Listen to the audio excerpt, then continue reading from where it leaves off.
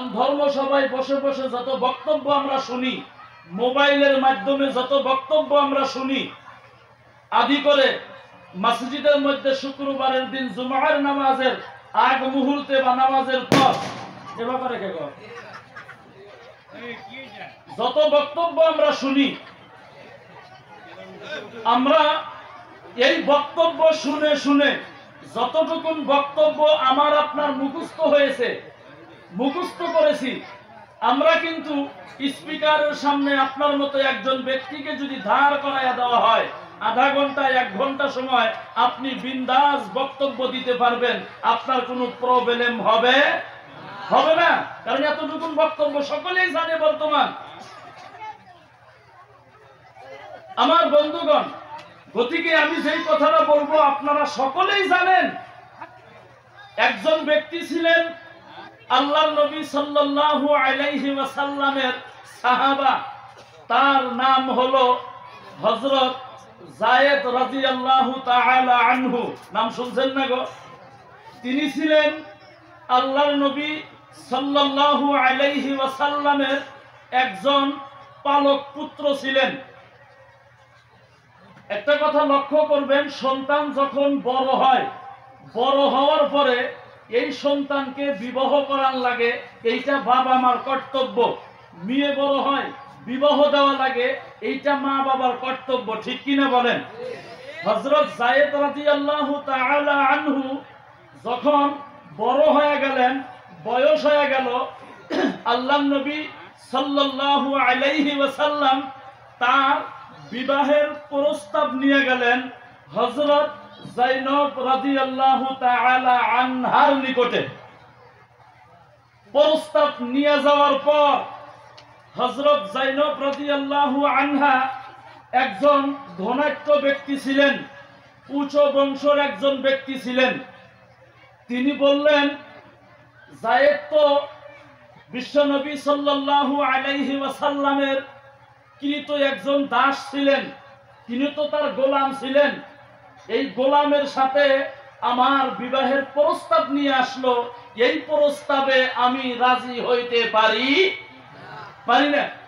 আপনি চাকরি করেন, কলেজের প্রফেসর হন, বা বহুত বড় একজন বক্তা হন, বা BA pass, MA pass, BSc, MSc, বহুত বড় একজন মানুষ, মাওলানা, মুফতি, মুহাদ্দিস, আপনার বাড়িতে যদি কোনো একজন রাখাল কামলা আপনার মেয়ের সাথে বিবাহের প্রস্তাব নিয়ে যায়, আমার বাড়িতেও যদি আসে, আপনি বিবাহেতে রাজি হইবেন কি?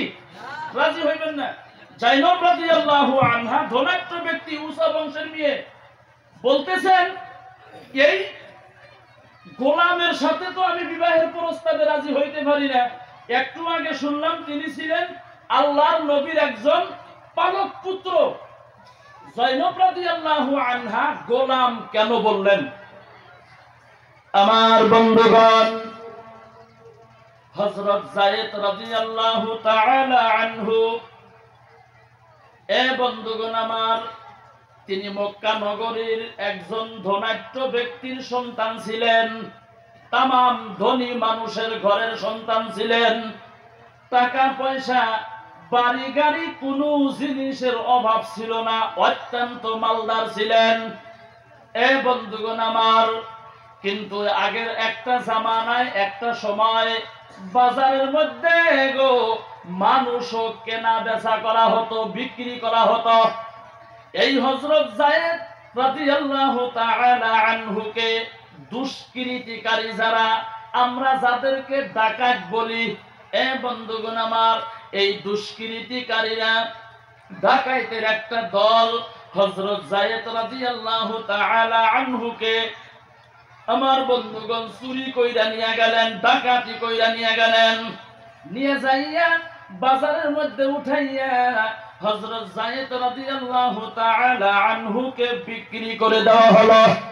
এ বন্ধুগণ আমার, যখন বিক্রি করার জন্য বাজারে উঠাইলেন, আম্মা জান খাদিজাতুল কুবরা রাদিয়াল্লাহু তাআলা আনহা, এ বন্ধুগণ আমার, বাজারের মধ্যে যাইয়া দেখে যায়েদ রাদিয়াল্লাহু তাআলা আনহুকে তামাম সুন্দর দেখা যায়। একজন খুব ভালো লাগে সন্তানটাকে, দাম কত বলে এত, টাকা দিয়া কিনা নিয়ে চলে গেলেন। এ বন্ধুগণ আমার, আম্মা জান খাদিজা রাদিয়াল্লাহু তাআলা আনহার যখন আল্লাহর নবী সাল্লাল্লাহু আলাইহি ওয়াসাল্লামের বিবাহ হয়ে গেল, বিবাহর পর আম্মা জান এই যায়েদকে আল্লাহর নবীকে দাস হিসাবে উপহার দিয়েছিল। এ বন্ধুগণ আমার, মুসলমান ভাইরা, আল্লাহর বান্দা নবীর উম্মতেরা গো, এবার এই আল্লাহর নবীর খেদমতে যায়েদ রাদিয়াল্লাহু আনহু থাকতেছেন।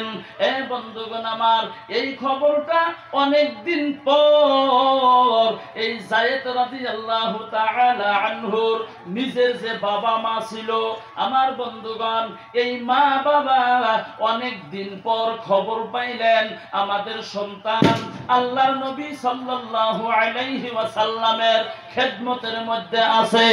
আম্মা জান খাদিজা রাদিয়াল্লাহু আনহা টাকা দিয়া কিনা দিয়া আল্লাহর নবী সাল্লাল্লাহু আলাইহি ওয়াসাল্লামকে গোলাম হিসাবে উপহার দিয়া দিয়েছে। এই খবরটা যখন পাইলেন, পাওয়ার পর যায়েদ রাদিয়াল্লাহু তাআলা আনহুর প্রকৃত মা বাবা যারা, তারা কি করলেন, টাকা পয়সা একত্রিত করতেছেন বন্ধুগণ, একসাথে জমা করতেছেন।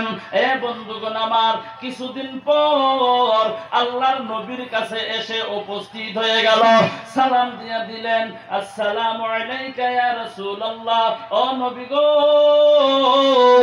আপনি আমাদের সালাম গ্রহণ করেন। ও নবী গো, আপনার যেই গোলাম আছে, আপনার যেই দাস আছে যায়েদ, তিনি হইলেন আমাদের সন্তান, আমরা হইলাম তার প্রকৃত মা বাবা। আমরা আমার সন্তানের খবর পেয়েছে, আম্মা জান কিনানিয়া আপনাকে গোলাম হিসাবে উপহার দিয়ে দিয়েছে, আমরা আমাদের সন্তানকে নিয়ে যাওয়ার জন্য আপনার নিকটে এসেছে। কত টাকা দিয়ে কিনা আনছেন আমরা তো জানি না, একটু যদি বলেন আমরা পূর্ণাঙ্গ টাকা রিটার্ন করে দিব, পূর্ণাঙ্গ টাকা ঘুরাইয়া দিব, আমাদের সন্তানকে আমরা নিয়ে যাওয়ার জন্য এসেছি। আল্লাহর নবী জানাইয়া দিল, এ যায়েদের বাবা মা, তোমরা ভালো করিয়া শোনো, সত্যি যদি তোমরা যায়েদের মা বাবা হইয়া থাকো, সত্যি যদি তোমরা যায়েদের প্রকৃত মা বাবা হইয়া থাকো, তাহলে যায়েদকে নিয়ে যাও, আমাকে একটা টাকাও ঘুরাইয়া দেওয়া লাগবো না। সুবহানাল্লাহ। বাড়িতে গিয়ে বলবেন, এখানে পয়সা পয়সা জমা করেন, বাড়িতে যা ঘুম আসার সময় খালি সুবহানাল্লাহ সুবহানাল্লাহ কইবেন, একটু চিল্লাইয়া বলেন সুবহানাল্লাহ, আরো জোরে বলেন সুবহানাল্লাহ। আমার বন্ধুগণ, এই যে সুবহানাল্লাহ বলছেন, কোনো ক্ষতি হয়েছে গো? আরো জোরে বলেন, ক্ষতি হয়েছে? লাভ না লোকসান? অল্প না বেশি? আসেন তো দেখি কত বেশি লাভ। আল্লাহর নবী জানাইয়া দিল যে যত বেশি সুবহানাল্লাহ বলবে, কঠিন কিয়ামতের দিন আল্লাহ তাআলা ওই ব্যক্তির নেকির পাল্লাটা ভারী করিয়া দিব। এ বন্ধুগণ আমার, দ্বিতীয় নম্বরে একটা শুনেন, আল্লাহর নবী জানাইয়া দিল, সুবহানাল্লাহি মা বাইনাস সামাই ওয়াল আরদ। বিশ্ব নবী জানাইয়া দিলেন, এই পৃথিবীর জমিনের মধ্যে যদি কেউ একবার সুবহানাল্লাহ বলে, জোরে বলেন কতবার? আরো জোরে বলেন কতবার? একবার যদি সুবহানাল্লাহ বলে, আসমান থেকে নিয়ে জমিন পর্যন্ত, জমিন থেকে নিয়ে আসমান পর্যন্ত যতটুকুন খালি জায়গা আছে গো, আল্লাহ তাআলা ওই ব্যক্তির নামায়ে আমলের মধ্যে নেকি লেখিয়া ভরপুর করিয়া দিব। জোরে বলেন সুবহানাল্লাহ। আমার বন্ধুগণ, শুধু তাই না, আল্লাহর নবী আরো বলেন, সুবহানাল্লাহি ওয়া বিহামদিহি সুবহানাল্লাহিল আযীম। এই কালিমাটা জানেন না? জানেন না? জোরে বলেন। আমরা সকলেই জানি, ছোটবেলায় যখন আমরা সুবাহি মক্তবে পড়েছি, আমাদের যারা শিক্ষাগুরু ছিল, আমাদের যারা ওস্তাদ ছিল, এই কালিমাটা আমাদেরকে একটা স্টাইলে শিক্ষা দিত। দুইটি কালিমা, জবানে হালকা মিজানে ভারী। এক নম্বরে হলো সুবহানাল্লাহি ওয়া বিহামদিহি, দুই নম্বরে হলো সুবহানাল্লাহিল আযীম। মনে আছে না নাই? জোরে বলেন।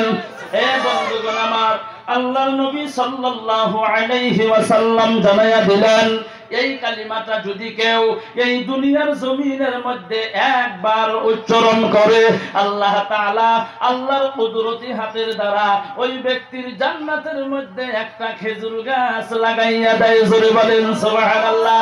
আমার বন্ধুগণ, দুনিয়াটা যখন গায়েব হয়ে যাইব, এই দুনিয়াটা যখন পানি আর পানি হয়ে যাইব বন্ধুগণ, হাসরের মাঠ যেদিন কায়েম হবে, আল্লাহ রাব্বুল আলামিন যেই দিন আবার আপনার হিসাব নেওয়া আরম্ভ করিয়া দিব, যারা জান্নাতি আল্লাহ তাদেরকে জান্নাতের মধ্যে পাঠাইয়া দিবেন বন্ধু। আর যারা জাহান্নামী হবে গো, আল্লাহ তাদেরকে জাহান্নামের মধ্যে পাঠাইয়া দিবেন। এবার যারা জান্নাতি, কিছু সংখ্যক জান্নাতীরা দেখবে আমিও জান্নাতি, আমার সঙ্গে অমুকেও জান্নাতি, কিন্তু আমার জান্নাতের মধ্যে লক্ষ লক্ষ খেজুর গাছ দেখি, অমুকের জান্নাতের মধ্যে কেন একটা খেজুর গাছ নাই? খেজুর গাছওয়ালা জান্নাতি আল্লাহ রাব্বুল আলামিনের সঙ্গে কথা বলবেন না, দেখবে খেজুর গাছওয়ালা জান্নাতি আল্লাহ তাআলাকে ডাক দিয়া বলবেন, মাবুদ, ও মাবুদ গো, আমিও জান্নাতি, আমার সঙ্গে অমুকেও জান্নাতি, কিন্তু আমার জান্নাতের মধ্যে লক্ষ লক্ষ খেজুর গাছ দেখি, অমুকের জান্নাতের মধ্যে কেন একটা খেজুর গাছ নাই? খেজুর গাছওয়ালা জান্নাতীর সাথে আল্লাহ তাআলা জবাব দিয়া বলবেন, রে বান্দা, দুনিয়ার জমিনের মধ্যে আমার রাসূল বলেছিল, দুনিয়ার মধ্যে আমার হাবিব বলেছিল, আমার পবিত্রতা যদি কেউ একবার উচ্চারণ করে, আমি আল্লাহ তাআলা আমার কুদরতি হাতের দ্বারা ওই ব্যক্তির জান্নাতের মধ্যে একটা খেজুর গাছ লাগাইয়া দেই। রে বান্দা, দুনিয়ার জমিনের মধ্যে তুমি আমার কথা বেশি বেশি করে স্মরণ করেছিলা, আমার পবিত্রতা বেশি বেশি করে গবেষণা করেছিলা, আমার পবিত্রতা বেশি বেশি করে আলোচনা করেছিলা, সেই জন্য আমি আল্লাহ তোমার জান্নাতের মধ্যে লক্ষ লক্ষ খেজুর গাছ লাগিয়ে দিয়েছি। চিল্লাইয়া বলেন সুবহানাল্লাহ, আরো জোরে বলেন সুবহানাল্লাহ। বন্ধুগণ, তাহলে সুবহানাল্লাহ বলাই লাভ না লোকসান? এই সকলেই বলেন লাভ না লোকসান? আমরা সকলেই বলবো, বলেন ইনশাআল্লাহ। আরো জোরে বলেন ইনশাআল্লাহ। খারাপ পাইতেছেন নাকি? আবার খারাপ পাইলে কি বলবেন যে খারাপ পাই? এক ধর্ম সবাই যায় বলছি, ভাই খারাপ পাইতেছেন নাকি গো? মানকাসরের ওইদিকে পিছন থেকে একটা লোক দাঁত কি মিলাইয়া কয়, না খারাপ পাই না, বয়ান করেন। আমি মনে মনে কইলাম, এটা তো ভালো, খারাপ পাইতেছে দেখি গো। পরে ভালো করিয়া খবর নিয়ে দেখলাম মানুষটা তার বাড়িতে তার স্ত্রীর সাথে রাগারাগি করিয়া ধর্ম সভায় এসেছে। বাড়িতে তো পারেই নাই, ধর্ম সভায় এসে আমারই হাতে রাগ করে। এবার রাগারাগি আছে গো, কথা কয় না, রাগারাগি আছে কি? তাহলে আর একবার সুবহানাল্লাহ বলেন। অনেকে সুবহানাল্লাহ কয় নাই, আর একবার কইবেন, লক্ষ্য করবেন আপনার বগলে যে আছে হে সুবহানাল্লাহ কয় না কয় না। যদি না কয় মনে করবেন হ্যারি বাইতে গন্ডগোল আছে। একবার চিল্লাইয়া জোরে বলেন সুবহানাল্লাহ। এই সাইডে আওয়াজ কম, ব্যক্তি যুবক তো। এই বন্ধুগণ আমার, গতিকে আমরা সুবহানাল্লাহ, আলহামদুলিল্লাহ, ইনশাআল্লাহ জোরে জোরে বলবো, বলেন ইনশাআল্লাহ। ও বন্ধুগণ আমার, মুসলমান ভাইয়েরা, আল্লাহর বান্দা নবীর উম্মতেরা গো, আল্লাহর নবী জানাইয়া দিল, তোমরা যদি প্রকৃত জায়েদের মা বাবা হইয়া থাকো, তোমাদের জায়েদকে নিয়ে যাইতে আমাকে একটা টাকাও দেওয়া লাগবে না, তোমরা ফ্রি ফ্রি হিসাবে লইয়া যাও। জোরে কন্যা সুবহানাল্লাহ। আমার বন্ধুগণ, এই কথাটা হযরত যায়েদ রাদিয়াল্লাহু তাআলা আনহুর কানের মধ্যে চলে গেল। আমাকে নেওয়ার জন্য এসেছে। আমার বলে মা বাবা, এই বন্ধুগণ আমার, যায়েদ রাদিয়াল্লাহু তাআলা আনহু ডাক দিয়া বলেন, নবী গো আমি একটা কথা বলবো। বলে কি কথা? নবী গো, আমার যদি সত্যি প্রকৃত মা বাবা হইয়া থাকে, আমি আমার মা বাবাকে বলতেছি, ও মা, ও বাবা গো, তোমরা ভালো করিয়া শুনো, কানটা খাড়া করিয়া শুনো, মনোযোগ দিয়া শুনো।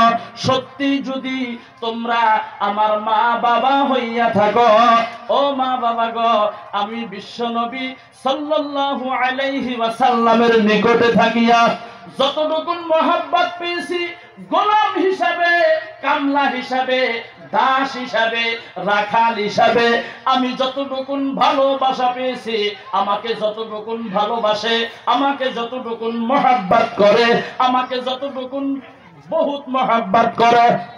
আওয়াজটা এরকম হইল কেন? যতটুকুন ভালোবাসেন, মহব্বত করেন। এ বন্ধুগণ আমার, ডাক দিয়া বলেন, মা, আমি যদি তোমাদের নিকটে থাকতাম, ও মা, তোমরা যদি আমার জন্মদাতা পিতা মাতা আল্লাহর নবী গোলাম হিসাবে রাখিয়া যতটুকুন ভালোবাসা মহব্বত দিয়েছে, আমি তোমাদের যে সন্তান, তোমাদের নিকটে থাকিয়া তার আধাও কি জানি মহব্বত পাইতাম না। চিল্লাইয়া বলেন সুবহানাল্লাহ। আর বন্ধুগণ, মাইকের আওয়াজটা কিন্তু উল্টা পাল্টা হয়ে গেল।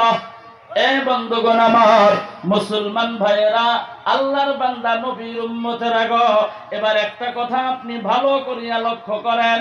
একজন কৃত দাস, একজন কামলা, একজন গোলাম, একজন রাখাল, এ বন্ধুগণ আমার, তিনি তার যেই বাড়িতে থাকে ওই বাড়ির মালিককে কত মহব্বত করে, তিনিও কত মহব্বত করে, তার একটা প্রমাণ দিয়া দিল। আমার বন্ধুগণ, বর্তমান জামানায় আমাদের বাড়ির মধ্যে যদি কোনো রাখাল থাকে, আমাদের বাড়িতে যদি কোনো কামলা থাকে, আমি আপনি যদি মাংস দিয়া ভাত খাই, আমি আপনি যদি কলিজা ভুনাও করে খাই, কামলা সারাদিন পাথারের মধ্যে কর্ম করে, সন্ধ্যায় যখন বাড়িতে আসবো, বাড়ির মহিলাটা যদি একটু ভালো মন্দ তার জন্য রাইখাও দিতে চায়, আমাদের মতো অনেক মানুষ আছে, আমরা বলিয়া থাকি কামলাই খাইব ডাল, কিসের সম্ভার? কথা বলেন ঠিক কিনা? আমার জন্য আমি ৫,০০০ টাকা দিয়া কাপড় কিনলাম, কামলাকে ঈদের সময় একটা কাপড় দেওয়া লাগে, ২০০-২৫০ টাকা দিয়া কাপড়টা কিনা দিলাম। এইটা কিন্তু ইনসাফ হলো না। আপনি যদি ২,০০০ দিয়া কিনতে পারেন, আপনার বাড়ির যেই কামলা, আপনার বাড়িতে যেই রাখাল গোলাম থাকে, তাকে আপনি ১০ টাকা, ২০ টাকা, ২০০ টাকা দিয়া কেন কিনা দেন? সেই জন্য তো আমাদের বাড়িতে যেই কামলা, রাখাল, গোলাম থাকে, আমাদের শুধুমাত্র বদনামি করে, ভালো কোনদিন বলে না।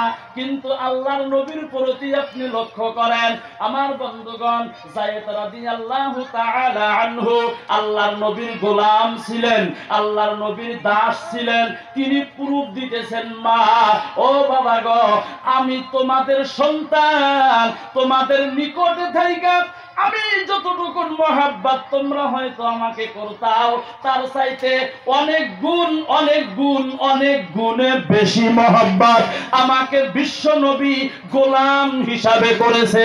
চিল্লাইয়া বলেন সুবহানাল্লাহ। বন্ধুগণ, ও মুসলমান ভাইরা, আল্লাহর বান্দা, নবীর উম্মতেরা গো, আল্লাহর নবী এবার বলতেছেন, এ যায়েদের মা বাবা, তোমরা মনোযোগ দিয়ে শোনো, অ্যাটেনশন দাও, মনোযোগ দাও, ধ্যান দাও, কানটা লাগাইয়া শোনো। যায়েদ আমাকে এত মহব্বত করে, আমাকে এত ভালোবাসে, আমাকে এত প্যার করে, আমি তো আগে বুঝতে পারি নাই। এ যায়েদের মা বাবা, তোমরা ভালো করে শোনো, যায়েদ আমাকে যতটুকু ভালোবাসে। তোমরা যায়েদের জন্য চিন্তা করিও না, যায়েদের জন্য টেনশন করিও না, যায়েদের জন্য তোমরা বিলকুল চিন্তা করবা না। আজকে থেকে আমি যায়েদকে আমার গোলাম আজাদ করিয়ে দিয়া, আজকে থেকে আমি যায়েদকে আমি আমার পালক পুত্র হিসাবে গ্রহণ করে নিলাম। বন্ধুগণ আমার, ওই দিন থেকে পালক পুত্র হয়ে গেল। এর আগে গোলাম ছিল। সেই জন্য বন্ধুগণ আমার, আল্লাহর নবী যায়েদ যখন বড় হইয়া গেল, বিবাহের উপযুক্ত যখন হয়ে গেল, আল্লাহর নবী যখন বিবাহের প্রস্তাব পাঠাইয়া দিল জয়নবের কাছে, জয়নব বলেছিল, দাস কামলা গোলামের সাথে আমি বিবাহ বসতে পারি না, এই প্রস্তাবে রাজি না। গোলাম কেন বলেছেন? কারণ হলো আল্লাহর নবী পুত্র গ্রহণ করার আগে তো তিনি গোলামি ছিলেন। বন্ধুগণ আমার, বন্ধুগণ আমার, যখন যায়নব রাদিয়াল্লাহু তাআলা আনহা এই কথাটা ডিনাই করে দিলেন, না করে দিলেন, বিবাহের প্রস্তাবে রাজি না, আল্লাহ তাআলা লগে লগেই এই পবিত্র কোরআন শরীফের আয়াতটা নাজিল করে দিল, ওয়ামা কানা লিমুমিনিন ওয়ালা মুমিনাতিন ইযা কাদাল্লাহু ওয়া রাসূলুহু আমরান আন ইয়াকুনা লাহুমুল খিয়ারাতু মিন আমরিহিম ওয়া মান ইয়াসিল্লাহা ওয়া রাসূলুহু ফাকাদ দাল্লা দালালাম মুবিনা। জোরে জোরে বলেন আল্লাহু আকবার। এই আয়াতটা যখন জিবরাইলের মারফতে আল্লাহর নবী পর্যন্ত পৌঁছিয়া গেল, আল্লাহর নবী যখন এই আয়াতটা তেলাওয়াত করে শুনাইয়া দিলেন, আয়াতটা তেলাওয়াত করার পর আমি আপনি তো বন্ধুগণ এর অর্থ বুঝি না, এর মিনিং কি তাও জানি না। বন্ধুগণ আমার, আরবিয়ান যারা ছিলেন, মক্কা নগরীর বাসিন্দা, মদিনার যারা বাসিন্দা ছিলেন, সৌদির যারা বাসিন্দা, তাদেরকে তো এই আরবিটা আমাদের মতো বাংলা ভাষা দিয়ে তো বুঝাইয়া দেওয়া লাগে না, কারণ তারা ভাষায় তাদের আরবি। আয়াতটা তেলাওয়াত করে যখন আল্লাহর নবী শুনাইয়া দিল, আয়াতটা শুনাইয়া দেওয়ার লগে লগে আমার বন্ধুগণ যায়নব রাদিয়াল্লাহু তাআলা আনহা ডাক দিয়া বলেন, নবী গো, আমার ভুল হয়ে গেছে, ও নবী গো, আমাকে ক্ষমা করিয়া দেন, আমাকে মাফ করিয়া দেন। আপনি যেই বিবাহের প্রস্তাব পাঠিয়েছেন, আমি এই বিবাহের প্রস্তাবের মধ্যে রাজি হয়ে গেলাম। আরো জোরে বলেন সুবহানাল্লাহ। বন্ধুগণ আমার, সাউন্ড টল পাইলা যাইলে হয়েছে কিবা জানি মিলাইয়া দেন, আগের মতো সইরা গেছে গা।